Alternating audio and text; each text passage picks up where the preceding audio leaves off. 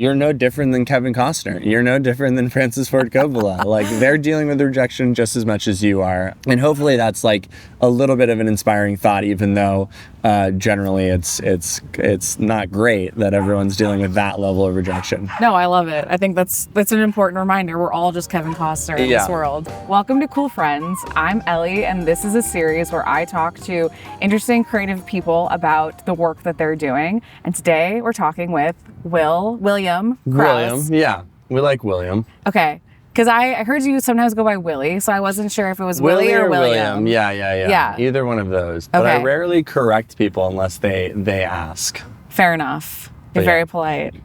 So can you tell me a little bit about the work that you do? Yeah, it's funny that you're kind of like prefacing it as people in the creative business, because I'm a producer, and that's typically it opens kind of a good dialogue around in the film industry, in the commercial industry, wherever you find the producing that I kind of do. There is a delineation between creative and non-creative, and producers are typically put in the latter group. But I tend to argue that producing is a lot more creative than people assume, because we're in control of the budget, and when we get asked questions of can we or can't we afford something, there is kind of an internal creative process that happens in one's mind of like, how can you make something happen that maybe wasn't already in the blueprint? And I kind of tend to think that it is more creative than a lot of people would assume. But that's I'm a documentary producer. That's what I do, what I'm doing right now. That's amazing. Yeah, I think the best producers I know are the ones who can think creatively and on their feet, like you said, to find wiggle room, to find solutions when the dollars aren't necessarily always there. Yeah, exactly. So I think, but I'm also, I try to fly above the storm of creative versus non-creative. I let the creative people think they're the most creative, the more creative. I'm okay with that. Do you consider yourself creative? For sure, yeah. I mean, I think that because it is the kind of creative approach has more to do with, Excel spreadsheets and that kind of stuff. It's a little bit more nuanced than people working with storyboard artists and that sort of thing. But yeah, I mean, I think all filmmakers have to be creative. Otherwise, they're just like, would be like an accountant. Yeah. Which that also exists, like. There's like definitely some creative accounting. Yeah, that's true. Certainly creative accounting as well. So, okay, correct me if I'm wrong, but you're also a director as well. No, not a director. I have a business partner who's a director, Stacy Lee, and she's the director of the duo. I'm just the producer. Yeah. So can you tell me a little bit about the work that you've produced and that you've specifically in the realm of documentary? Yeah, I started as a commercial producer. And, on that side of the business, I was focusing more on line producing. The term line producer comes from the idea that budgets are broken down into specific line items, and that producer is responsible for just making sure that there's accountability and that all those lines are kind of falling underneath whatever the original budget was. So I did that for almost 10 years with a little bit of agency producing as well, just because the commercial business is becoming a lot more hybrid. You see clients producing their own content, you see agencies with internal production companies, you see production companies with more, providing more agency services. So on the producing side and on the also directing side as well, people are just looking for more hybrid roles, so you can kind of oscillate between those different skill sets. But about 5 years ago, I pivoted from the commercial space into the documentary world, just because I was, I really love the commercial life, and a lot of my job is building teams and fostering collaborations and that sort of thing, which is obviously happening a lot in the commercial space. But at the end of the day, the artistic form of commercials is not getting me out of bed in the morning. So I felt this need to find something that I was a little bit more attached to in terms of the end product. I've just always loved documentary filmmaking. I became really, really interested in it in high school and kind of just logged my 10,000 hours of watching documentary film between, probably 10th grade of high school into college, and went to film school. And really, whenever I was given an opportunity to make something, it was typically a documentary. And so I kind of got into it organically by piggybacking some productions off of commercials and just exploring more short form documentary content. And I think a lot of people kind of wonder if I'll ever do more scripted stuff, which I'm certainly open to. But a lot of the work that I do is I work with the actual participants of the projects. In addition to, I have a background in production and post-production as well, so I can do that too. But I really love working with real people, and I love the creative process. I generally say that we're making 3 different projects. We kind of envision some type of film or series in pre-production, and then we film something, and that's typically a little bit of a different version of what we came up with before, and then you get into post-production and it's a third story. And so I just really love that process. I think that's so important to the creative process, whatever you're making, is that the thing that you start off with, like giving it room to breathe and evolve over the course of its lifespan. Yeah, exactly. Yeah, and it's really tricky because, we're in Los Angeles right now, and I think there's a big misconception around, film to me is this perfect intersection between art and commerce. And I think that generally audiences kind of assume that it's more creative, it's more art than it is commerce. That is not the default scenario, especially when you're getting millions of dollars from these streamers and that sort of thing. So again, going back to the idea of if producers aren't creative, I mean, that's the difference between a good and a great producer, is making sure they understand the process enough to really ensure that the creative process is paramount, rather than the budget or the timeline or the other competing interests. I also think as creatives, sometimes we want to think I just want this to be pure. I only want to focus on the creative, which is great and maybe altruistic, because I think the commerce side is almost equally as important. If you want to be able to put yourself out in the world, if you want to be able to get something made, you have to understand the commerce side. The documentaries that you've made really focus on inequality, climate change, kind of underdog stories. So I guess my question is, what do you do for fun? Yeah. What do I do for fun?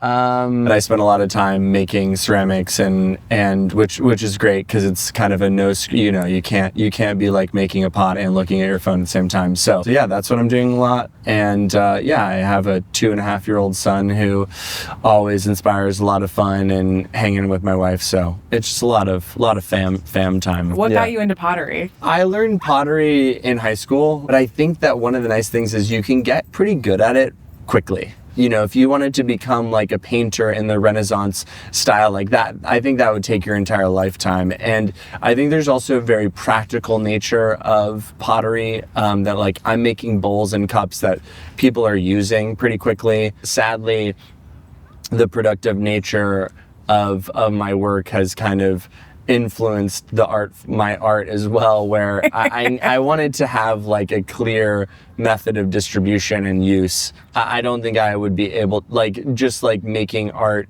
that one can look at, it would be too insular for me. So I like this. So you've been giving your cups and bowls away? You can make a lot of stuff quickly, Yeah. Once you make a bunch of cups and a bunch of whatever for yourself, you gotta be giving it away. Yeah. Otherwise you need a storage unit. So yeah, I give a lot of stuff away, which is really fun for me. I think that's really special too. You are making art that fulfills you and supports you, but you're also giving something and expanding your community and giving something that people can use. Yeah. And has a reminder of you. The person who's gifted this, they're not seeing it as a piece of art per se. I think they're looking at it and they're seeing it as a cup or a bowl first. And that's more interesting to me, because then they're kind of interacting with it more regularly. And I think that's more fulfilling and rewarding, this idea that my friends are drinking or eating out of the stuff that I've made for them, as opposed to artwork hanging on the wall. And after so much time of living around art, you're not thinking about it anymore. So I think it's kind of fun to think about my friends like having to clean it and that kind of stuff. Also, I like how quickly I can make this stuff because it's not precious. It's like if it breaks, it's fine. I can make something again. The time committed versus the value of it is kind of perfect in my mind, where it's a concerted effort of mine to make this stuff, but I can throw like 8 bowls in 2 hours kind of thing. Yeah. So it's not the end of the world if it breaks. I feel like that's a good metaphor for the creative process. Like, don't be precious, like keep moving, keep creating. That's certainly my outlook on it, but I run into people that are a lot more precious with stuff, and I think that there's a place for that. Typically I'm working with people that are a little bit more sensitive of like ideas and the way something, and I'm like, I feel like I just want to get it out there and kind of see what people think and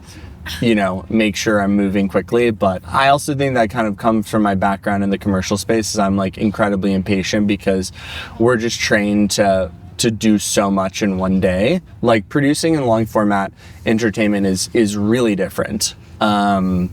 Because I think there's just so many variables. So there's not always like this grand vision.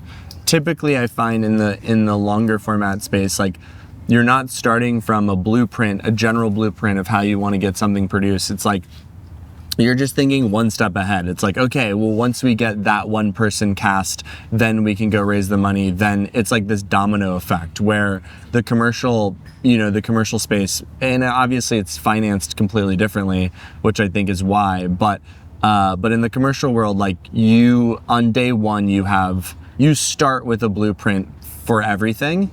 And then as issues arise, you pivot. So I think that's why I'm generally a lot more impatient than, my peers in the long format space, is just because I come from a different background. Shifting back to, we were talking about high school, what were some of the documentaries for you that have stuck with you and that have inspired you to go into this line of work? There's a style of documentary filmmaking that has gone by the wayside a lot, which is just focusing more on the everyday life aspects of culture, but also the more niche style or like more niche subcultures. And I always really, really loved that idea of getting to immerse oneself in a subculture that you would never have access to. I always think about Grizzly Man, which is, are you familiar with this documentary? Yeah. That film I think really represents for me like an incredible stranger than fiction type of story, which is kind of still a popular subgenre for documentary film, but there's been so much interest in documentary filmmaking in the last 5 to 10 years that the way things have gotten produced has forced us into these really specific storylines. And so I am a little bit sad that a lot of the documentaries that I grew up on and were really inspired by have kind of disappeared. But, I also think like Michael Moore's work was really, really important. I think I was like in 8th or 9th grade and we went to go see Bowling for Columbine in a movie theater. And I really love that style of filmmaking. It's very similar to like Louis Theroux's work, which I love as well. But I tend to like kind of that kind of stuff of like really exploring subgenres or a conversation. Yeah, that's kind of the stuff that I grew up on. How do you personally know when a story is worth telling? For me, I think a lot of the ideas that I consider are heavily influenced by what I think the market wants, which is a tough place to be because documentaries are so incredibly challenging to produce right now. You need to have this like really, really almost naive commitment to an idea, because the amount of rejection you're going to receive, you just need to have a fire in yourself to really keep things moving forward. But typically what I'm looking for when I'm thinking about a project is I actually am more interested in like the ecosystem of a story. If you get super committed to like one specific narrative, it's very challenging, because if you get into production or whatever, you raise the money and you're finally capturing the story. If that story is not as interesting as you think, then it can be really bad because there's nowhere to pivot. And then, I think thematically, like, I want to be working on the big questions. I want to be working on stuff about climate change, or I want to be working on stuff about death, how we process death, or the big questions of, like, what makes humanity human, that type of thing. Going back to something you said, how do you build up your tolerance for rejection and no's that inevitably come? I probably should be more proactive about, the mental health aspect of all of the rejection. But fortunately, I've been in it long enough to really firmly believe that, that every project will have its own unique path. And that's not to mean that every idea that I have will get made. And I think in our culture too, we talk a lot about the importance of failure, but we actually don't have a lot of tools to accept failure. I think it's funny, there's just like a lot of catchphrases about failure and the importance of failure, but then when people actually fail, there's not a lot of support or empathy for that to happen. I think we also platform and kind of idealize people and their successes, and more often than we're like there to rally for them during moments of failure. One of the things that I talk a lot about with directors, every level of director is going through a similar level of rejection. There's really not any filmmaker out there who can just go out and raise a ton of money. I think like Kevin Costner and, Francis Ford Coppola are two great examples of last summer. Famously, they invested a lot of their own money in their films. And I'm sure they spend sleepless nights wondering, why am I not successful enough for someone else to pay for this? And I don't really know if there's an answer. I think it's just a very risky financial endeavor. And so, I kind of just joke with directors that it's like, you're no different than Kevin Costner. You're no different than Francis Ford Coppola. Like, they're dealing with rejection just as much as you are. And hopefully that's like a little bit of an inspiring thought, even though generally it's not great that everyone's dealing with that level of rejection. No, I love it. I think that's an important reminder. We're all just Kevin Costner in this world. Yeah, well, I also had a very clear example where I do I support short documentaries sometimes and help with festivals and distribution strategy and that sort of thing. And we had put a lot of work in for this one screening, for this one short. And, it was like the whole goal is to like get AMPAS voters, or Oscar voters into the screening, which is, for a short documentary, is more or less impossible. So the screenings end up just being friends and family.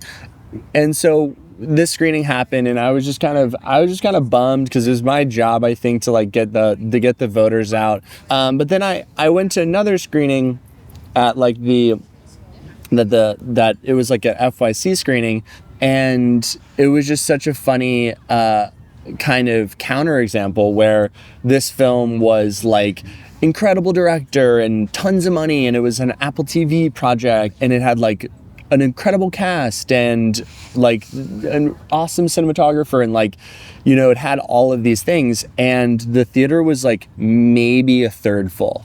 But it just gave me another reminder of like, having a screening with friends and family can still be more fulfilling than, that bigger kind of tentpole project, that's probably $50 million. Like, you can have a disappointing experience then. So I think it really is focusing in on whatever your film is, just making sure you're really present and you're really open to whatever success means. I think for us right now, for so many filmmakers, success is if you win an Oscar or not.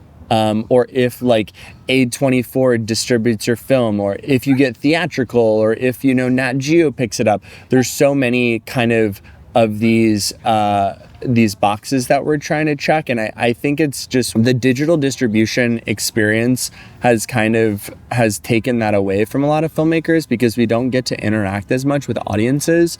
And so I always champion like in-person opportunities to see your work, share with other people. Like, the more that we can do that, the better. What advice would you give to someone who might be just starting out or wanting to get into the film industry? I think that you really, really, really need to make sure that you like the actual process of making things, because to get into it for the red carpets and the step and repeats and the awards and that type of stuff, I'm not being hyperbolic when explaining that is 0.001% of the experience. It is so much. It is just day in, day out,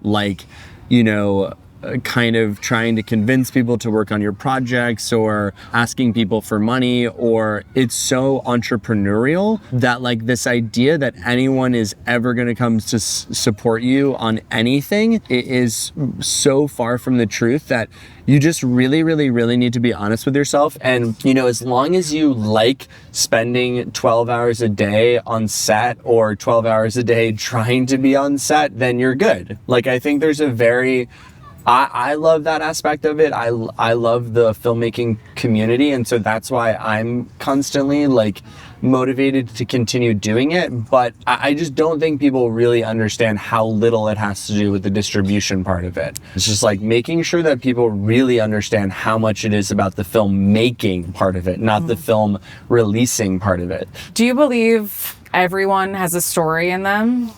Yeah, absolutely. I mean, I think that's actually a tenet of a lot of the work that I do, which is, I firmly believe that everyone's lived an interesting life. Everyone has at least one good, interesting story in them. And I do think, a lot of my projects kind of focus on more normal Americans doing non-normal things. And I think that is indicative of most people that live in this country, that we all have unique aspects of ourselves, and everyone is deserving of a long format documentary about themselves. So yeah, I do. I mean, I think where that intersects with what the market wants to be making right now, that Venn diagram, those two circles are not overlapping very much. Sure. And I think there's probably more people in this world that really think they need a documentary about their lives than they actually do. But maybe short documentaries. Maybe everyone has a short documentary. I'm not sure about an hour plus. That's a good asterisk. 10 minutes. What would the documentary of your life be called? Oh gosh. What would it be called? Oh my gosh. It's also funny because making titles for things right now is it's so basic. Mm-hmm. It has to be something about somebody getting murdered. Not murdered, the William. Yeah, not murdered, exactly. It's what would get clicked on? Yeah, I don't know. TBD on that. Fair. We'll circle back. Yeah. Okay. Any career highlights you want to share thus far? There's kind of two. A lot of times we get to share the project with the participants. We like to share it before anyone else sees it to, make sure that they're comfortable. And it's really interesting because a lot of the work that I've done, I've been lucky that it's been really well received by the participants. And I just always feel like that's a really rewarding process. The family in Louisiana, when we showed them the film, they just they didn't have any feedback, and I think they really felt like the whole goal of that was to really capture something that resembled how they saw themselves, how they saw the community that they were losing. And so that was incredibly special. So, and similar with showing all the students of Monster Factory, it's a scary thing to do because we work so hard on this stuff and there's a lot of decisions made, and these people also are incredibly vulnerable with us when they share their stories. But I always find that those are really fun moments. And then the other time is whenever, you get the opportunity to bring people together to watch something. It's really fun sitting in a theater watching something that you've made, and like when I laugh, no one laughs in the theater, and then they laugh at other moments, and people get really moved by things in surprising ways. And yeah, I always it's really grounding experience to have somebody watch something that I've worked on and they don't know anything about me, or they don't know anything about the origin of it, and they kind of come to me and share how they feel, and the way they feel is what we described we wanted people to feel on day one of developing a project. That's always like an incredibly proud moment that we kind of like pulled it off. So that's interesting. So when you're making a project, you start with the emotions? Yeah, I mean, typically that's one of the first questions that we're asking is like, you know, what type of feeling do you want the audience to be left with?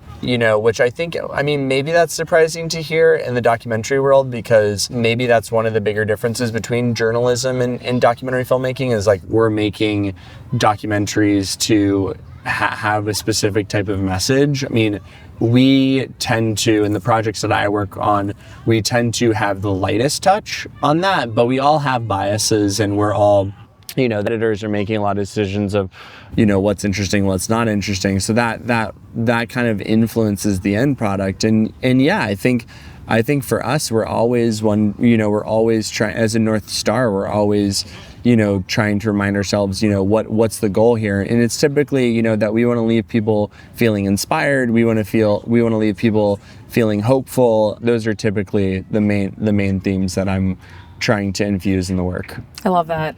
If people want to check out your work, where can they watch it? Yeah, you can check out Monster Factory on Apple TV. Lowland Kids, the short version, is, I think, just publicly available on Vimeo. TBD on the feature version, where that's going to get released. You can just go to my website, williamcrouse.com, and all those projects you can find the titles of. But yeah, hopefully the projects find you, you know? Hopefully they'll find you. Okay, so final question. I started Cool Friends as a way to connect with my community, to have conversations about making projects and putting things out in the world in a way that didn't feel like cringy or weird, and tapped into the network I already had. And so my ask to you is if you'll connect me to your coolest friend, help me expand my circle. Oh gosh, is this who's my coolest friend? No, are you gonna ask me? I'm asking you. Oh, who is my coolest friend? Oh my gosh. Whoa, that's such a loaded question. I'm only allowed to choose one? Yes. Not to make you pick favorites. My coolest friend? I mean, the first person that kind of comes to mind is, because I was just hanging out with him, but my close buddy, Jordan Stone, he's a great multifaceted, multi-hyphenated creative director, and I've known him for a long time. He's just a great person, and just supportive of just brainstorming and good ideas in general. So I would say people should go find him, Jordan Stone. Also, it's an easy name to remember. That isn't, yeah, it's a good name. It's a strong name. Yeah. Yeah, exactly. Amazing. Willie, thank you so much for being here. Thank you so much for your time. Absolutely. Check out Monster Factory.